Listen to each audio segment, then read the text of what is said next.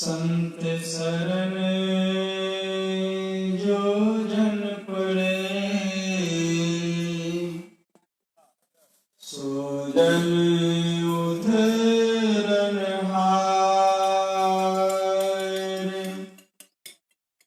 संत की निंदा नानका,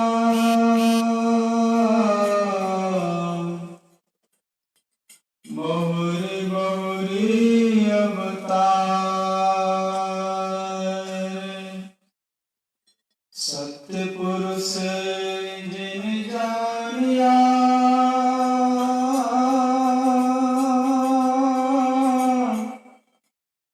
सतगुरु तिसका नाम।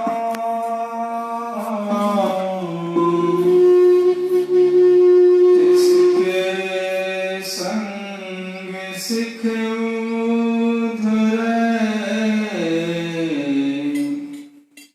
नानक हरि गुण गाओ। दंडवत बंदन नित बार, सर्व कला समरार्थ।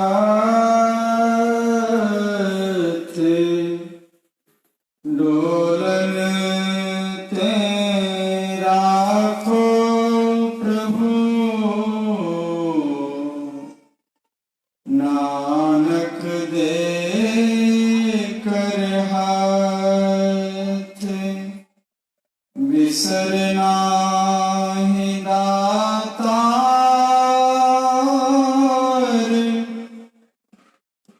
अपना नाम देहो।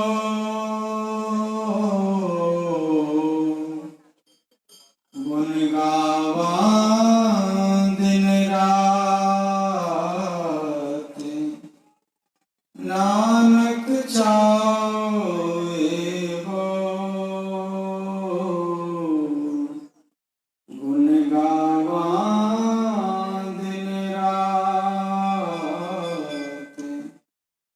नानक चाहे हो।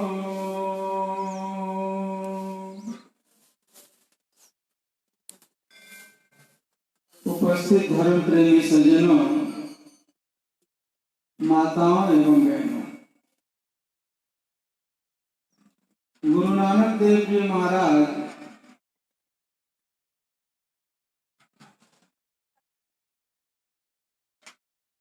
का एक शिष्य था, उसका नाम था सुथरा साह।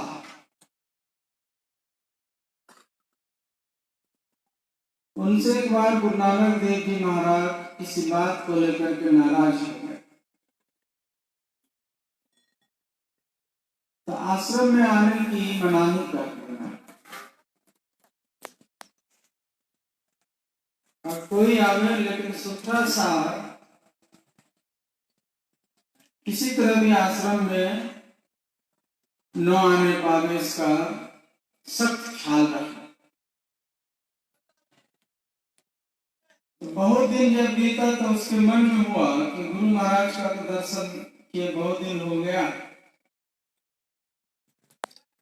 तो किसी बहाने से चलना चाहिए।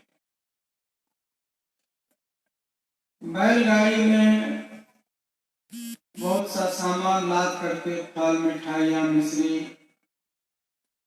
और जा रहा है गुरु नानक देव जी महाराज का दर्शन करने। तो पहले गेट पर जो दरबारी थे उन्होंने रोक दिया, ठहरो, तुम्हें ही जाने की बनाई बैलगाड़ी समेत, तुम कहाँ चले जा रहे? तो सुथरा जी ने कहा, देखते नहीं हो कितना सामान लोड किया हुआ है, फल है, मिठाइयाँ है, मिश्री है। इतने सारे सामान लेकर जब गुरु महाराज के पास जाएंगे ना, तो गुरु महाराज निश्चित ही खुश हो जाएंगे और वो हमें इनाम में कुछ देंगे, बहुत कुछ देंगे। जो कुछ देंगे इनाम में मुझे खुश होकर के गुरु महाराज, वो आधा मैं तुम्हें दे दूं। तो इनाम के लिए उन्होंने जाने का आदेश दे दिया, कहा जाइए, जब ऐसी बात है तो आप आगे बढ़िए। गुरुद्वारे में इन किया। फिर दूसरा दरबारी ने रोका उसको, आप कहाँ चले जा रहे हैं, आपको तो आने की मनाही की है गुरु महाराज। तो उनसे वही बात कही, देखिए गुरु महाराज का दर्शन किए बहुत दिन हो गया है और उसके बिना रहा नहीं जाता, तो किसी तरह आप उनको दर्शन कराइए। हम कैसे करावें? कहा देखिए इतना सारा सामान लेकर के जा रहे हैं तो गुरु महाराज को खुश होकर के हमको इनाम देंगे। इनाम का बंटवारा आधा तो मैंने पहले गेट वालों को दे दिया है, तो आधा में जो आधा बचेगा 1/4 वो मैं आपको दे दूंगा। फिर आगे बढ़ा। आखिरी दरबार ने फिर रोका, आपको तो जाने की मनाही है, मैं अंदर जाने नहीं दूंगा। तो उनसे भी वही बात करी, कहा देखिए मुझे कोई लोभ लालच नहीं है, मैं तो सिर्फ गुरु महाराज का दर्शन के ख्याल से आया हूँ। ये सारा सामान लेकर के जाएंगे तो मुझे इनाम मिलने वाला है, बहुत ज्यादा इनाम मिलने वाला है। तो आधा तो पहले गेट वालों को दे चुका हूँ और आधे में से आधा दूसरे वाले को दे चुका हूँ, और 1/4 जो बची हुई है वो मैं आपको दे दूंगा। तो किसी तरह पास कर दीजिए और हमको गुरु महाराज का दर्शन करा। तो उन्होंने भी कहा कि जाइए, जब इतना लगन है आपके अंदर में और कोई लोभ लालच नहीं है तो आप जाइए। जैसे ही गया गुरु नानक देव जी महाराज के सामने तो देखते ही बिगड़ गए और गुस्से में आकर कहा कि तुम्हें तो यहाँ आने की मनाही की थी, कैसे आ गया? वो हाथ जोड़ के खड़ा।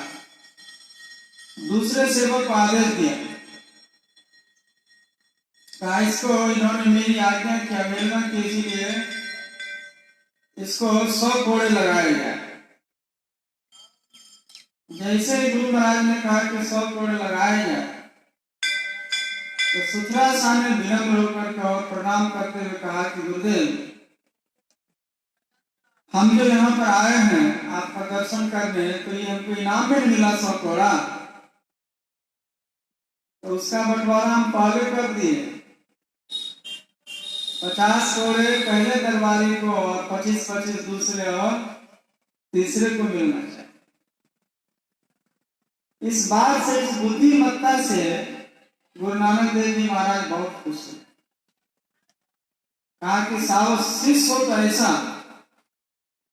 उसके अंदर में जब गुरु से मिलने की तड़प पैदा हो जाती है, विरह पैदा हो जाती है, सच्ची लगन लग जाती है, तो किसी न किसी तरह से वो बहाना ढूंढ लेते हैं और गुरु की कृपा से वो बहाना कारगर सिद्ध भी हो जाता है, बशर्ते आपके अंदर में लगन लगी रहे तब। इस प्रसंग को कहने का मतलब है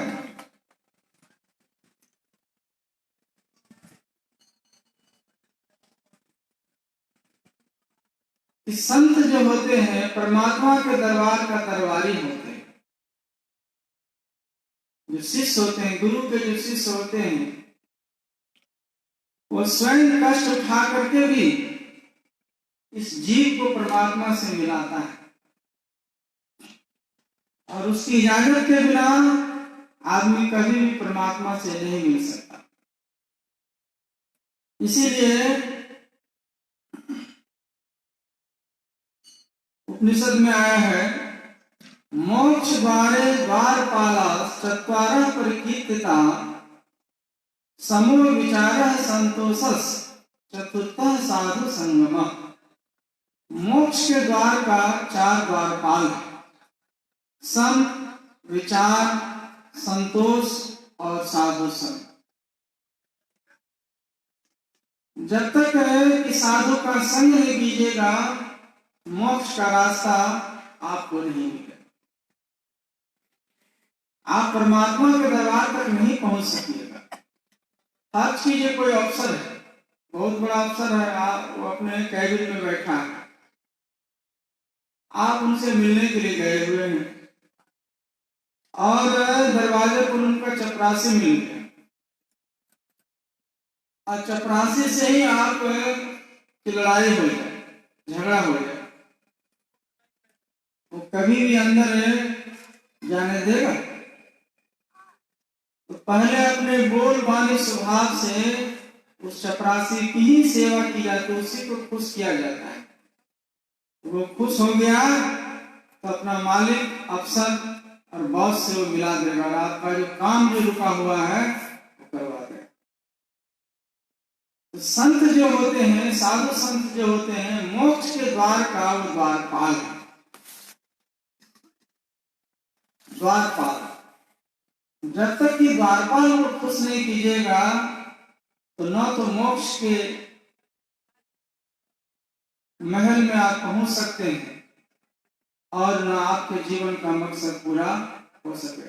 इसीलिए संत महापुरुष कहते हैं, गुरु सदगुरु महर्षि में ही परमहंस जी महाराज के वचन में आया है, गुरु की भक्ति साधु की सेवा बिनु नहीं कछहु पाई।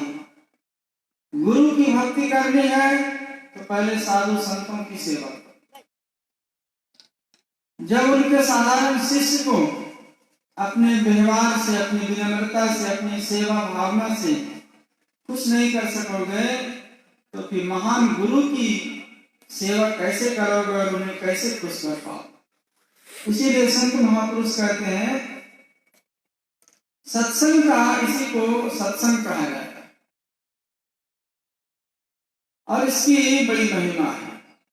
जिस वचन को सुनने से भगवान में प्रेम उत्पन्न हो जाए, जिस वचन को सुनने से भगवान में श्रद्धा उत्पन्न हो जाए, जिस वचन को सुनने से उस मालिक को प्राप्त करने के लिए मन में उत्कंठा जग जाए, उसी को सत्संग कहा जाता है।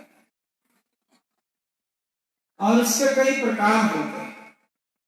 जैसे किसी साधु संत के श्रीमुख से उनके विचारों को सुनना सत्संग हुआ, किसी महान पुरुष के ग्रंथ में उनके महान विचारों को, लिखे हुए विचारों को पढ़ना, वो भी सत्संग है। और किसी जागृत जिंदा सदगुरु का दर्शन हो जाना, वो सत्संग है। ध्यान में परमात्मा को प्राप्त कर लेना, ध्यान में उपलब्ध होकर के परमात्मा को प्राप्त कर लेना, वो भी सत्संग है। इन सभी प्रकार के सत्संग की महिमा है। तो पहले जो हम लोग जो संगत करते हैं, किसी भी आदमी का संगत करते हैं, तो उसका सख्त प्रभाव हमारे ऊपर में पड़ता है। तो संत महात्मा कहते हैं कि अच्छे आदमी का संग करो, संगत से गुण होत है, संगत से गुण जात, बांस फांस और मिश्री एक ही भाव विकार। बचपन के दिनों में जो हम सब टॉफी खाते थे तो उसमें एक काठ की लकड़ी लगी होती थी, डंडी, और उसमें रस्सी से लपेटी हुई होती थी मीठी चीज। तो सभी मिश्री के भाव बिका। क्यों? मिश्री का संग किया तो मिश्री के भाव में, मीठी वस्तु के भाव में होगी। इसीलिए संत महापुरुष कहते हैं, आप देखिए धूल है, हवा का संग करने से वो आसमान की ऊंचाई पर उठने लगता है, और वही पानी का संग करने से मिट्टी में कीचड़ बन जाता है। एक ही धूल है, जैसे का संग आप करते हैं वैसा ही आप बनते चले जाते हैं। और सच तो यह है कि जैसा आपको बनना होता है किस्मत में और जो भाग में आपका लिखा होता है, वैसे व्यक्ति का संग आप खुद ही कर लेते हैं, उधर आपकी रुचि हो जाती है। अभी हम सब यहाँ पर बैठे, तो क्यों बैठे? इस गांव में तो बहुत सारे लोग और इस इलाके में बहुत है, बहुत प्रचार भी किया गया है, लेकिन सभी आदमी सभी जगह में नहीं पहुंच सकता है। कर्महीन को न मिले भली वस्तु का भोग। अच्छे कर्म वालों की दोस्ती पुण्यवान व्यक्ति से हो जाती। सूत्र कहता है कि आपके कर्म में अगर अच्छा लिखा हुआ है तो आप अपने से सदैव अपने से अच्छे व्यक्ति और पुण्यवान व्यक्ति का साथ खोज लीजिएगा। क्यों? पुण्यवान व्यक्ति के साथ में रहिएगा तो उस पुण्य का लाभ आपको भी मिलेगा, क्योंकि आपका कर्म अच्छा है, आपकी रुचि उधर बढ़ जाएगी।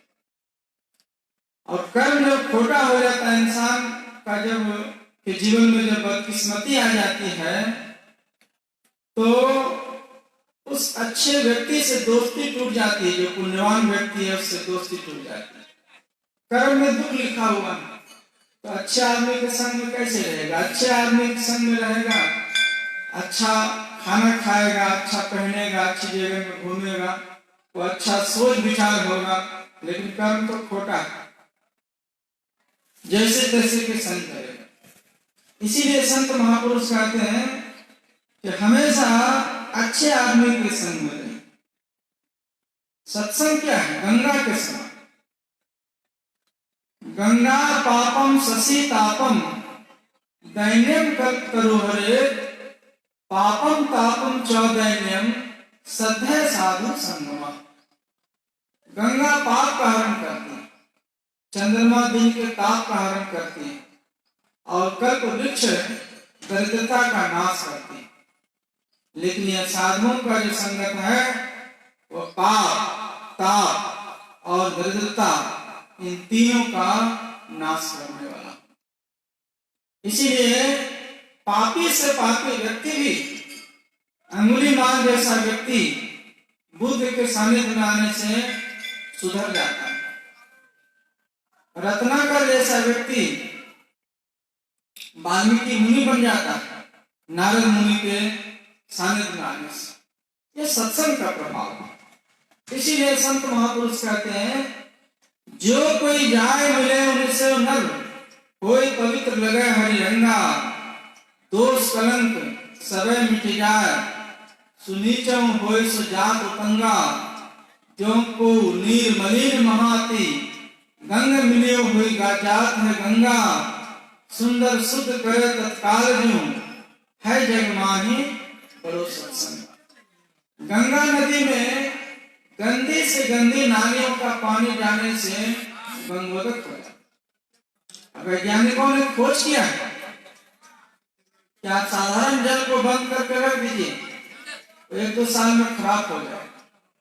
और गंगा जी का कैसा हो पानी हो, चाहे वो बरसाती गंगा का पानी हो, लेकिन उसको आप रखिए, वो बरसों सालों साल कुछ नहीं होता। तो सत्संग जो है वो गंगोदक के समान है। यहाँ पापी से पापी आदमी को सुधरने का चांस मिलता है।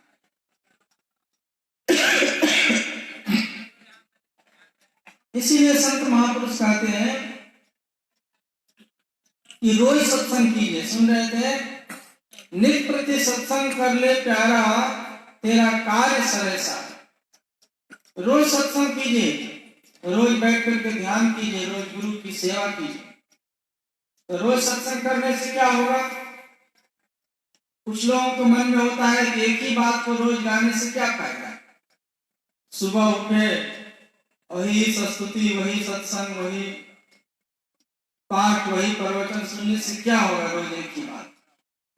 लेकिन याद रहे कि जीवन को जीने के लिए बहुत सी चीजों को प्रतिदिन दोहराना पड़ता है। फर्स्ट कीजिए, आप सुबह सो करके उठे। कोई कहेगा एक ही ब्रश को रोज रोज क्या करना है, इतने दिनों से ब्रश करते आ रहे हैं, आज बिना मुंह धोए खा लेते, कैसा लगेगा? एक ही काम को तो आप बहुत दिनों से करते आ रहे हैं। रोज खाना भी खाते हैं, रोज आप शौच भी जाते हैं, रोज आप स्नान भी करते हैं, रोज आप विश्राम करने के लिए जाते हैं। कोई कहे कि इतने दिनों से सोते आ रहे हैं, अब लगातार 2-4 महीने नहीं सोए, क्या होगा? क्या होगा? दिन भर जो हम लोग काम करते हैं, मेहनत मजदूरी करते हैं, या कोर्ट कचहरी ऑफिस में भी जो काम करता है वो भी थकता है, ये मत बुझिए कि हाथ में काम करने वाला, खेतों में काम करने वाला ही करता है, बाकी इंद्रिया नहीं, लेकिन आंख कान माइंड तो उसका चलता ही रहता है। आप थक गए और शक्ति वापस कैसे आएगी? कितना पौष्टिक से पौष्टिक भोजन कर लीजिए, विश्वास कीजिए जब तक कि आप नींद में नहीं जाइएगा तो शक्ति वापस नहीं आएगी। मनुष्य ने खोज किया है कि ज्यादा से ज्यादा आदमी लगातार 10 दिन तक जग सकता है, ज्यादा से ज्यादा, बहुत हो गया तो उसके पहले 11वां दिन तो उसको निश्चित पागल हो जाना। कई बार घर में कोई आयोजन होता है तो 1 से 2 दिन तक जगना पड़ता है, इसी में तो माइंड विक्षिप्त हो जाता है। तो बहुत सी चीजें आपको जीवन को जीने के लिए, रोज आपको पानी पीना पड़ता है, रोज आपको भोजन करना पड़ता है, रोज नहाना धोना पड़ता है, रोज विश्राम भी करना पड़ता है। तो जीवन को जीने के लिए जिस तरह बहुत से कामों को आप प्रतिदिन दोहराते हैं, उसी तरह आत्मा की शांति के लिए, मन के सुकून के लिए, इस बुद्धि को विकास की ओर लगाने के लिए रोज सत्संग, रोज ध्यान, रोज गुरु की सेवा की आवश्यकता है, प्रतिदिन। नहीं तो एक दिन कीजिएगा, दूसरे दिन नहीं कीजिएगा, जैसे एक दिन भोजन किए या 2 दिन छोड़ दिए, शरीर कमजोर हो जाएगा। आज एकादशी व्रत है, कुछ माई नहीं कह रही थी कि उपवास करना है, लोग शौक से कर लेते हैं, कमजोरी तो आती है। उस स्वास्थ्य के लिए 1-8 दिन महीने में हो जाए तो कोई हद नहीं है। और रोज चाहे आदमी कि 1 दिन खाए और 2 दिन नहीं खाए तो कमजोर हो जाए। उसी तरह जो आदमी चाहेगा 1 दिन सत्संग किए या 2 दिन बीच में छोड़ दिए, तो 2 दिन छोड़ दिए तो 2 दिन के लिए आपके मन में अलग संस्कार पड़ रहा है। कोई चीजें बुराई की हैबिट हो जाती है और अच्छाई की हैबिट हो जाती है। अगर आपने 2 दिनों तक आपसे कोई बुरा कर्म हो गया तो फिर उसको 2 दिन तक छोड़ने में लगेगा। आप तुरंत चाहिएगा कि कोई 1 महीने से कोई चीज की लत है हमको और अचानक छोड़ देंगे, नहीं हो सके। तो जितना टाइम उसको आपने हैबिट बनाने में किया, उतना टाइम धीरे धीरे फिर आपकी दृढ़ निश्चय शक्ति के कारण छूटने में लगे। तो उसी तरह अच्छा कर्म करते हैं, सत्संग में बैठे हैं तो इसका भी संस्कार पड़ना है, ये भी छूटने से नहीं छूटेगा। बहुत आदमी को, हमारे जो सत्संगी होते हैं उनको आदत हो जाती है, बिना सत्संग किए वो भोजन नहीं करेगा, तो बिना सत्संग किए वो कोई भी काम पर नहीं निकलेगा। कितना वो जरूरी होता है 5 बजे भोर में उठ करके स्तुति प्रार्थना करके तब वो किसी काम के लिए जाता है। क्यों?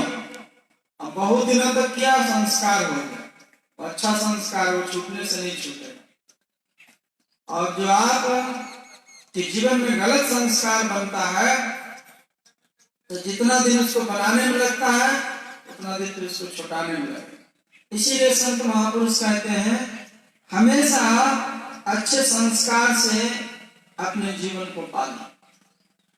सत्संगत्वे निसंगत्वम, निसंगत्वे निर्मोहत्वम, निर्मोहत्वे निश्चलितत्वम, निश्चलितत्वे जीवन मुक्ति।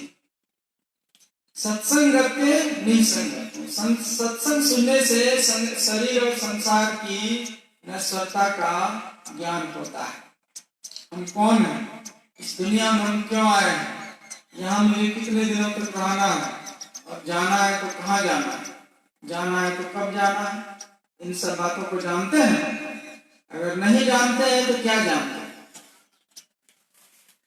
पढ़े 6 शास्त्र और 18 पुराण पढ़े, वेद उपवेद आदि अंत को जाना है, गीता रामायण श्रुति स्मृति पढ़े, न्याय योग सांख्य आदि दर्शन भी जाना है, जाना है बनाना छंद सोरठा चौपाई को, जाना है द्रुपद राग भैरवी का गाना है।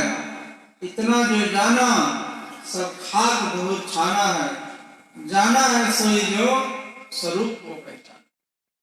आप कौन है?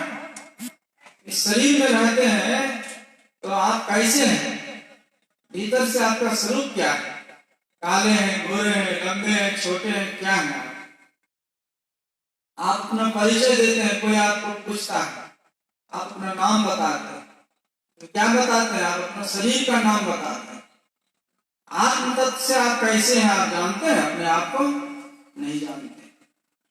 तो क्यों नहीं जानते हैं, इसके लिए कभी आपने साधन नहीं किया।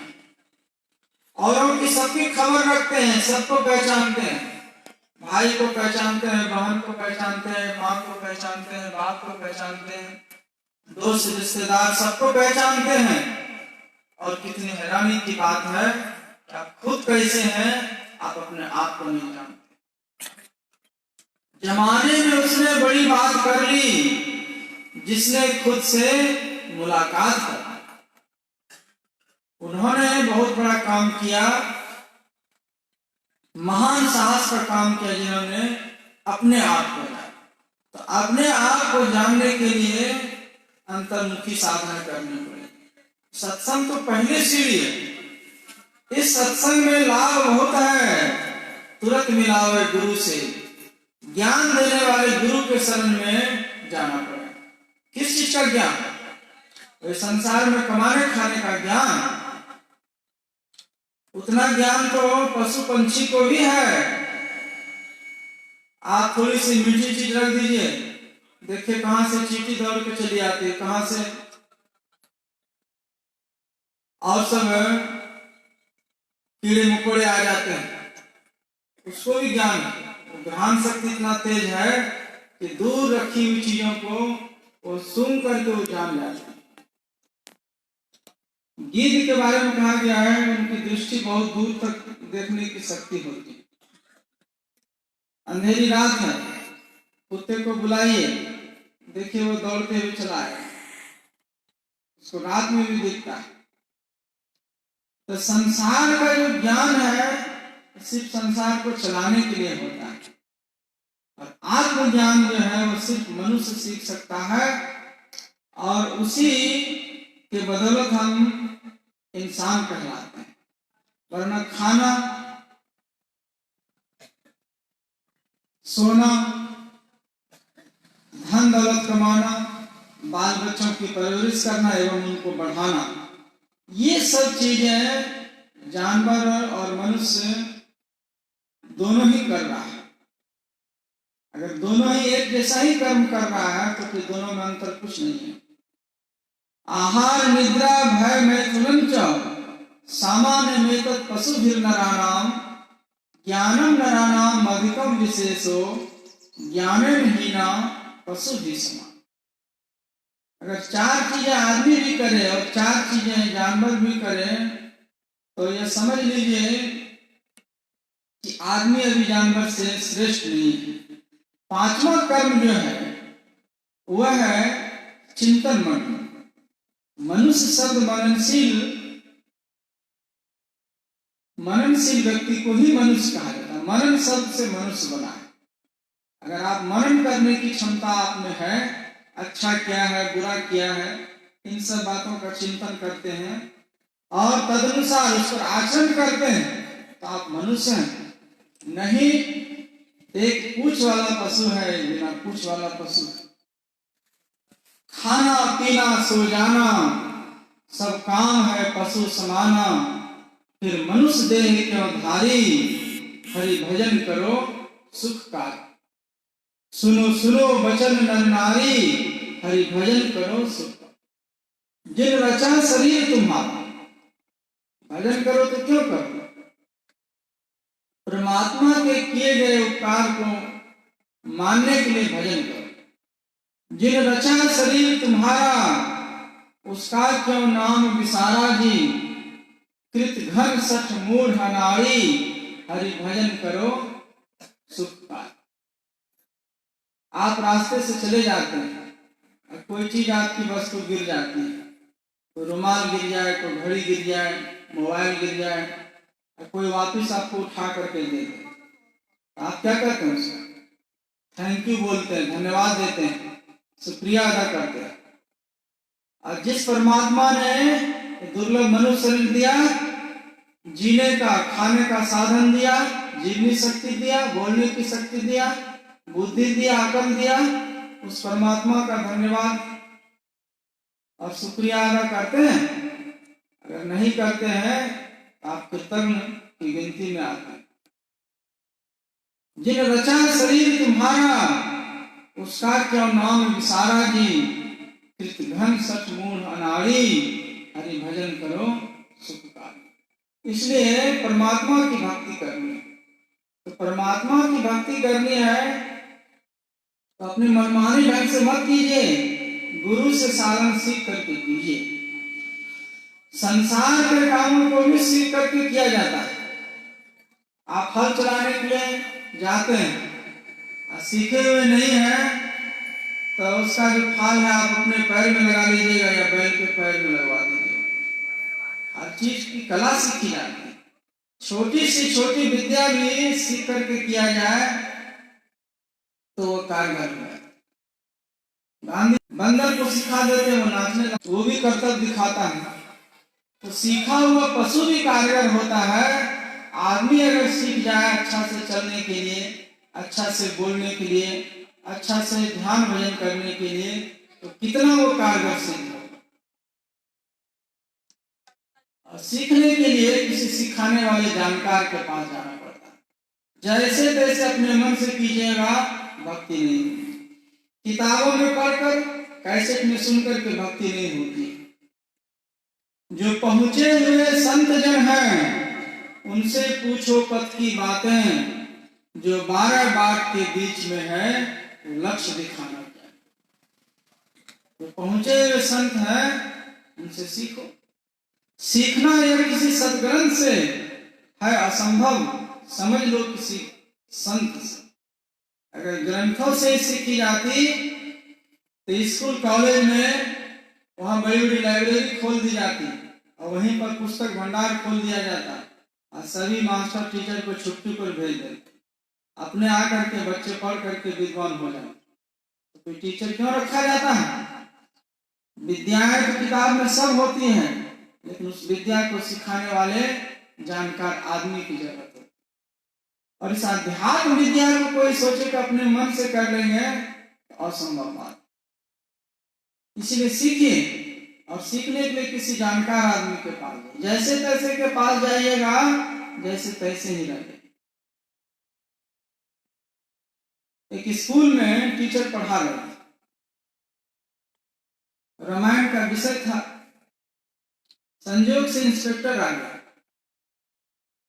तो पूछा अभी क्या पढ़ा रहे थे बच्चों को? रामायण पर पढ़ा रहा था। तब एक सवाल पूछूं? और पूछिए। तो इंस्पेक्टर ने कहा बताओ बच्चों, शिव जी का धनुष किसने तोड़ा है?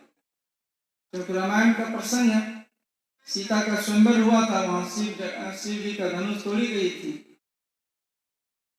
और सब बच्चा तो चुप, डर के मारे वो बच्चा किसी तरह हिम्मत करके खड़ा हुआ और छाती ठोक के कहता है कि सर कोई तोड़ा हो लेकिन हम नहीं तोड़े, हमको कम से कम माफ कर दीजिए। तो टीचर जो था उसको भी नहीं मालूम था कि शिव जी का धनुष किसने तोड़ा है। रामायण तो पढ़ा रहा था लेकिन रामायण का उसको ज्ञान पूरा था नहीं। तो उनको बोलने का मौका मिल गया। कहा कि रे तुम तो बहुत शरारती बच्चा ठहरा, पहले भी कितना आदमी का सिलेट पेंसिल तोड़ा है, कुर्सी टेबल भी तोड़ा है कई बार। तो मुझे तो शक होता है कि हो तो शिव जी का धनुष भी तो तुम्ही ने तोड़ा होगा। अब बच्चा कहता है कि कोई तोड़ा हो, हम नहीं तोड़े हैं। मास्टर कहता है कि तुम्ही पर शक जाता है।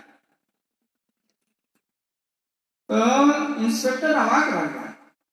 हेडमास्टर कहाँ है, बुलाइए उसको। वो दौड़ते हुए आया, कहा क्या हो गया सर?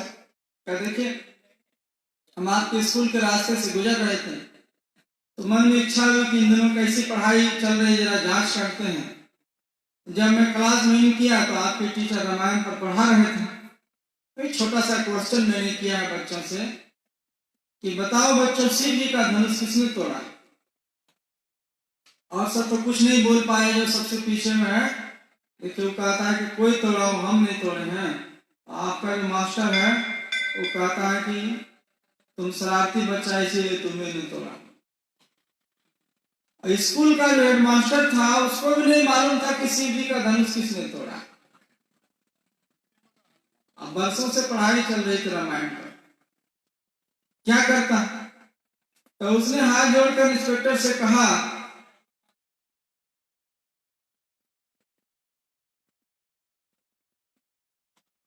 कि सर, तो छोड़िए, बात को बढ़ाने से क्या फायदा। जब शिव जी का धनुष टूट ही गया है तो उसको जोड़ने का कोई उपाय किया जाए। कहने का मतलब क्या है? ऐसे स्कूल से निकलने वाले विद्यार्थी कितना महान होगा, सोचिए। जिसके स्कूल और के टीचर और हेड टीचर तक को नहीं मालूम है कि शिव जी का धनुष किसने तोड़ा। पढ़ाई चल रही है। तो दुनिया में ऐसे बहुत से संस्थाएं भी है, बहुत से धर्मगुरु भी घूमते हैं और कहेंगे खाते पीते रहो जैसे तैसे, लेकिन हमको गुरु मानते रहो। और वैसे जगह में जाइएगा कितना ज्ञान होगा, कितना ज्ञान होगा। इसीलिए संत महापुरुष कहते हैं कि गुरु के शरण में जाइए तो आचरण को सुधार करके जाइए, खान पान को प्रथम संभारो और तब रस रस सब अवगुण मान। पहले खान पान को सुधारिए ताकि आपका संस्कार बदले, वैष्णव बनिए। मांस मछली मदिरा का सेवन स्वास्थ्य के लिए और परलोक के लिए, दोनों के लिए हानिकारक होता है। इसीलिए संत महापुरुष कहते हैं सात्विक भोजन कीजिए, जो आपके विचार मस्तिष्क में सात्विक विचार बना रहे। जैसे तैसे का अन्न खाइएगा, जैसा अन्न खाइएगा वैसा मन हो जाएगा। इसीलिए संत मत में बताया जाता है कि 6 महीना पहले से इन सब चीजों का जो त्याग किया होता है और गुरु के शरण में जाने की उसकी उपलब्धि हो जाती है। 6 महीना का वर्जित क्यों है? छोड़ना तो जीवन भर के लिए, लेकिन 6 महीना में खून पवित्र होता है, हड्डी पवित्र होती है, मांसपेशी पवित्र होता है, विचार भी शुद्ध होता है, विचार में दृढ़ता भी आती है। इतना दिन तक नहीं खाए ये तो जीवन भर अब ये सब चीज नहीं खाएंगे। तो आचरण में एक आपकी क्षमता होगी, गुणवत्ता आ गई। जैसे किसी स्कूल में हम बच्चों को पढ़ने के लिए भेजते हैं कॉन्वेंट में, तो वहां पहले परीक्षा ली जाती है। क्यों परीक्षा क्यों ली जाती है? वहां सिर्फ बच्चे नहीं चाहिए, वहां अच्छे बच्चे चाहिए। तो आप किसी अच्छे संस्था में आप दाखिल होइएगा, गुरु धारण करिएगा, तो वहां पहले परीक्षा से गुजरना पड़ेगा। परीक्षा में बस यही 2 क्वेश्चन पूछा जाएगा। आप मीट मछली खाते हैं, खाते हैं कितने दिनों से खाते हैं, और छोड़े हैं तो कितने दिनों से छोड़े हैं। नशा का सेवन करते हैं, करते थे तो कितने दिनों से करते थे, त्याग चुके हैं तो कितने दिनों से त्याग चुके हैं। 2 सवाल पूछा जाए, इसमें पास हो जाइएगा तब आप दीक्षा लेने का अधिकारी हो जाइएगा। भजन करना, पढ़ाई करना तो लंबा प्रोसेस। पहले आप दाखिल होइएगा, नाम लिखा जाएगा, तभी भजन करिएगा, पढ़िएगा। इसीलिए गुरु के शरण में जाइए। इस सत्संग में लाभ बहुत है, तुरंत मिलावे गुरु से, मूर्ख जन कोई सार न जाने, सत्संग में अमृत बरसे। संतों का जो ज्ञान है ये अमृत के समान है।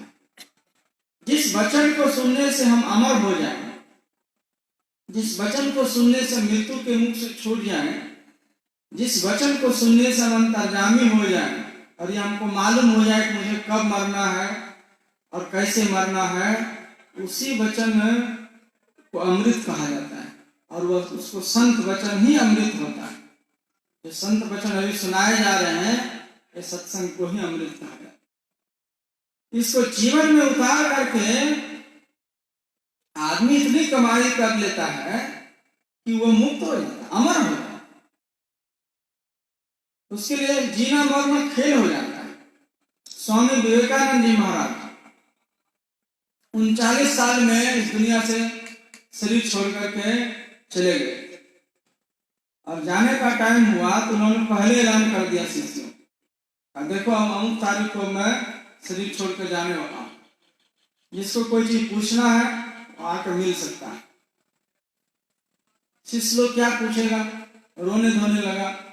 कहा कि आप जैसे महान व्यक्ति को तो 139 वर्ष भी जिए तो वो भी कम है, क्योंकि जितना अधिक जिएगा उतना दुनिया का भला करते आप। ये क्या आप इतना कम उम्र में शरीर छोड़ करके जा रहे।